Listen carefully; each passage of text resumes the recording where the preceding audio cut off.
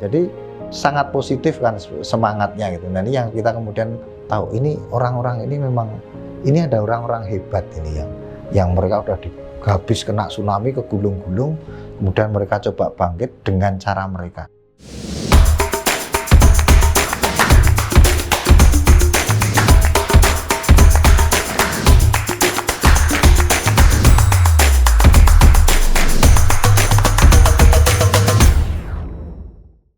Saya Yuli Gusworo, salah satu founder Arkom Indonesia. Jadi Arkom ini adalah organisasi yang kita bentuk pada tahun 2009 yang didedikasikan untuk mengembangkan perumahan dan permukiman untuk masyarakat miskin perkotaan, masyarakat yang terkena dampak bencana, dan pengembangan model-model perumahan dan permukiman yang lebih inovatif, yang partisipatif di banyak kota di Indonesia.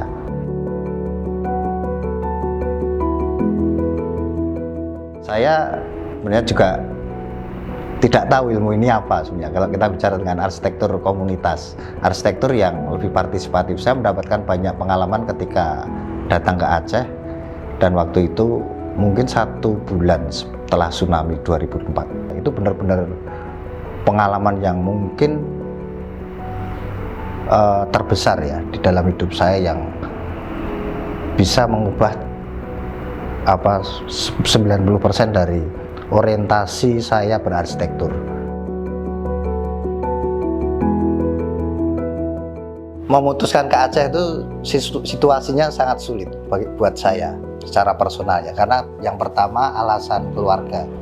Anak saya baru lahir mungkin 1 bulan belum ada. Terus yang kedua, keluarga tidak ada yang mendukung saya berangkat ke Aceh.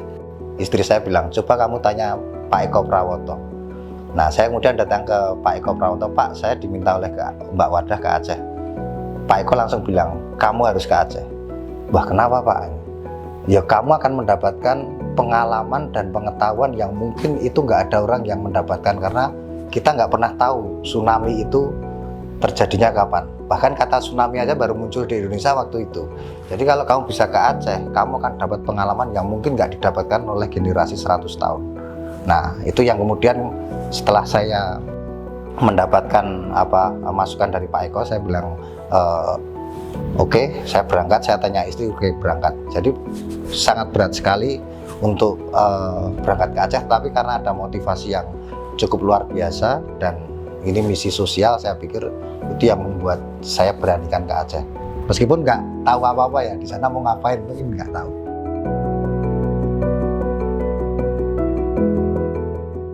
Sampai di Aceh itu maghrib, hujan deras, kita nggak tahu apa-apa, kita kan bawa sleeping bag, dijemput labi-labi itu semacam angkot itu loh, dari bandara, kemudian kita nggak mikirnya kan ke hotel atau kemana, langsung dibawa ke kampung gitu kan, kampung yang kita nggak tahu situasinya seperti apa, gelap semua. Namanya Desa Lam Jabat. Nah di situ baru setelah bikin tenda, ya kita tidur di situ, nggak bisa tidur karena semalaman isinya kita cuma dengar lolongan anjing kan.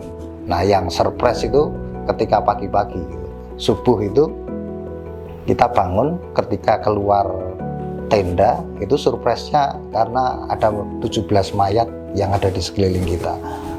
Nah itu jadi begitu terang, itu luar biasa. Jadi ini toh dampak tsunami itu. Saya sendiri kemudian merefleksikan, terus ngapain ya, saya mau kesini mau bikin apa.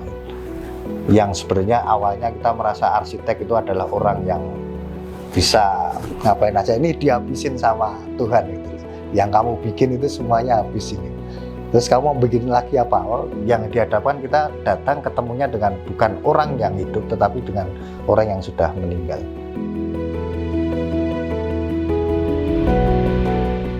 Jadi pertama saya itu di sana itu selalu ketemu dengan teman-teman yang relawan tapi non arsitek. Mungkin nggak ada yang arsitek malah. Malam pertama tidur di kampung A, di tenda A, kemudian pindah lagi ke tenda B, sampai banyak sekali kita tuh ketemu masyarakat untuk mengetahui karakter dan sebenarnya yang mereka rasakan itu apa.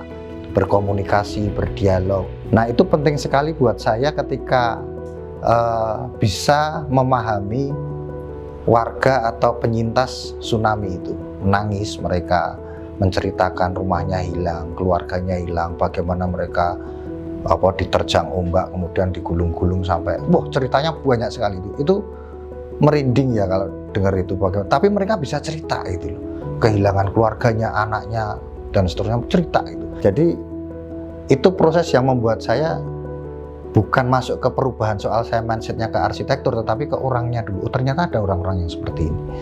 Nah, orang-orang ini perlu didengar gitu. Nah, mendengarkan orang, mendengarkan masyarakat yang sebenarnya mereka membutuhkan sesuatu itu sangat penting. Nah, ini ternyata ini yang kemudian saya merasa, oh ini toh membangun empati itu, mendengarkan, menjadi bagian dari itu satu perubahan pertama yang sebelumnya kita merasa berjarak arsitek merasa bahwa orang yang paling bisa oh kamu udah, saya ahlinya, dan itu pelan-pelan terjadi itu 2 minggu 3 minggu.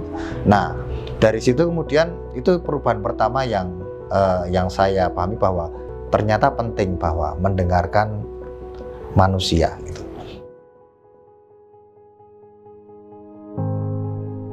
Nah ini menurut saya yang keren sekali.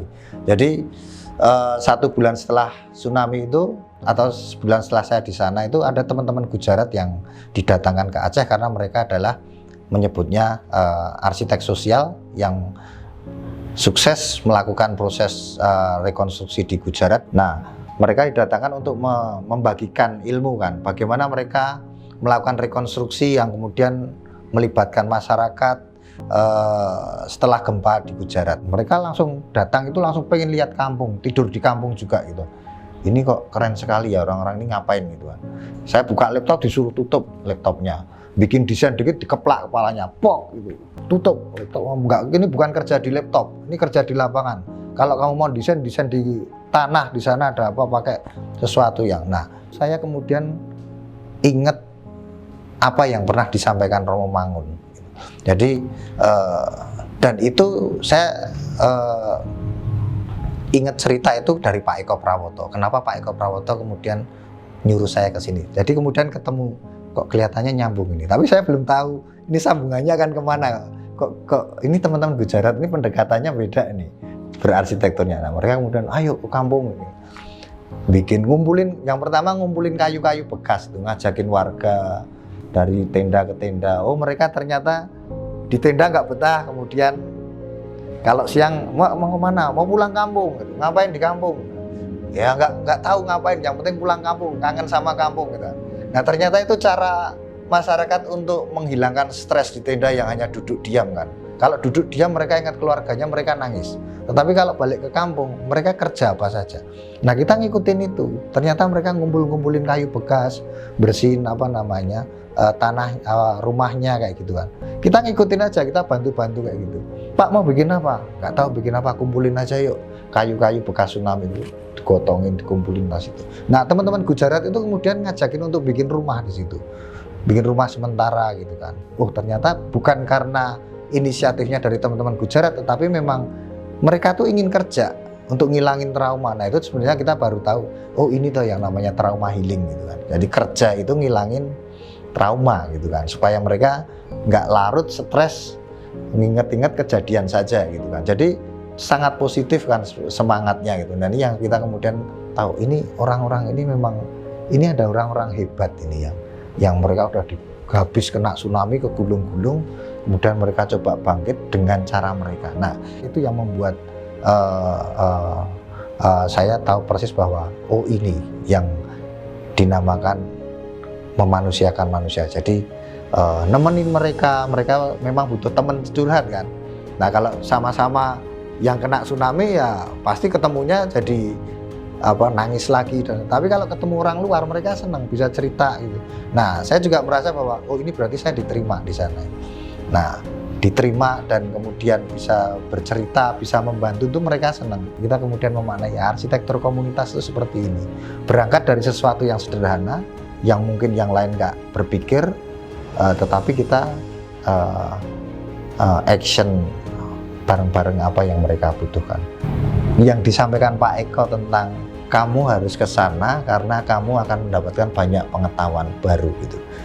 Nah ini yang kemudian saya dapatkan gitu. Nah, makanya saya kemudian memberanikan diri untuk mengikuti proses di Aceh sampai selesai. Dari mulai pertama emergensi sampai selesai, sampai kantor tutup.